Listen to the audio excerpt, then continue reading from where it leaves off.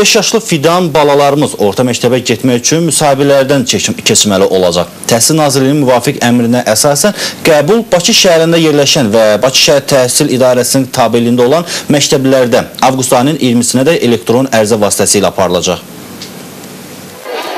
Xüsusi istedada malik uşaqların vaxtından qabaq 1-ci sinifə qəbul qaydaları barədə müvafiq əmrə əsasən 5 yaşlı uşaqların məktəbə getməsi üçün müsahibəyə başlanılıb.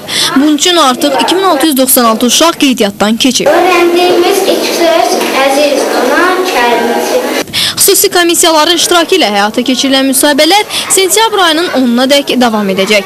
Təhsil Nazirliyinin müvafiq əmrinə əsasən qəbul Bakı şəhərində yerləşən və Bakı şəhər təhsil idarəsinin tabeliyində olan məktəblərə avqust ayının 20-sinə dək elektron ərizə vasitəsilə aparılacaq.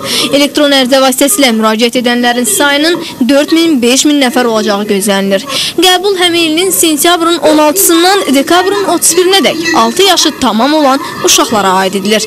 Müsahibə iştirakçılarının nəticələri 2 gün ərzində ictimaiyyətə bəlli olacaq.